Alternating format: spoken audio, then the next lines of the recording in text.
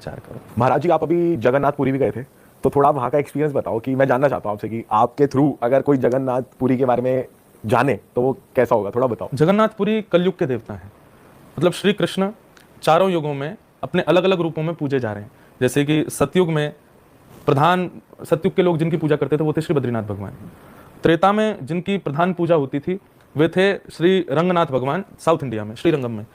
द्वापर में जो प्रधान पूज्य देव थे सब लोगों के वो थे द्वारिकाधीश। और कलयुग में प्रधान पूज्य देव हम आप सब मानवों के लिए वो हैं श्री जगन्नाथ भगवान। तो जैसे सतयुग, त्रेता, द्वापर, कलयुग में कलयुग के प्रधान देव श्री जगन्नाथ जी हैं। प्रधान देव बोले तो क्यों? मतलब हम लोग इतने पापी, इतने दुष्ट हैं, इतने गलत काम करते हैं, पर जगन्नाथ जी परम दयालु हैं।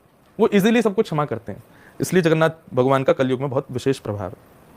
दूसरा, जगन्नाथपुरी कभी भी आप जाओ तो देखेंगे कि श्री जगन्नाथ भगवान के नेत्र बहुत बड़े बड़े होते हैं, विशाल नेत्र हैं।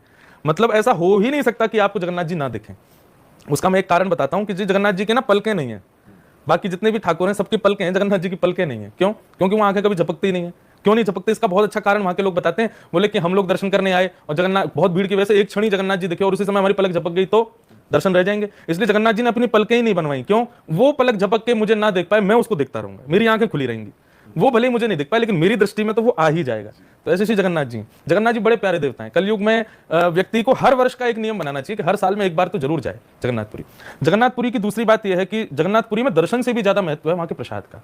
जो दाल भात महाप्रसाद वहां पर मिलता है, उसको आप दाल और भात तो कहो ही मत, वो साक्षात जगन्नाथ जी हैं।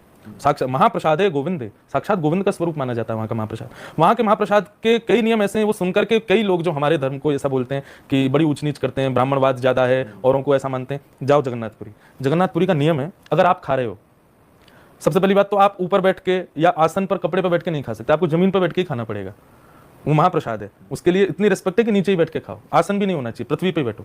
दूसरी बात, पत्तल में खाओ, केले के पत्ते पे खाओ, या फिर वो मिट्टी के जो हंडी होती हैं जिनमें बनता है वही थोड़ा सा मिल जाए उसमें मिला के खाओ।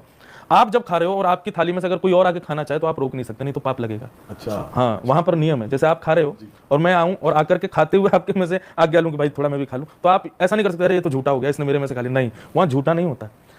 अब ये तो मैं एक आदमियों की बात बता रहा हूँ, लेकिन वहां तो ऐसा भी माना जाता है आप खा रहे हो और उसी समय कोई बिल्ली आ गई या कोई ऐसा जीव आ गया और उसने आकर के आपका प्रसाद जो उसमें से थोड़ा मुंह लगा लिया, आप उसको भी नहीं रोक सकते। अच्छा, वो तब भी झूठा नहीं माना जाएगा, तब भी अपवित्र नहीं माना जाएगा, इतना पवित्र है महाप्रसाद। इसलिए मैं सबसे प्रार्थना करता हूँ जगन्नाथपुरी जाओ, महाप्रसाद जरूर पाना, लेकिन पाना उतना ही जितना पा सको, उससे अधिक लेकर के छोड़ मत देना, नहीं तो उसका बहुत बड़ा अपराध लगता है। कहते हैं कि जब आप महाप्रसाद छोड़ देते हैं तो बचे हुए को खाने के लिए देवता आते हैं फिर। अच्छा, तो उसका थोड़ा दोष तो लगता ही होगा, भाई देवता आ रहे हैं हमारे बचे हुए को पाने के लिए। तो ऐसा महाप्रसाद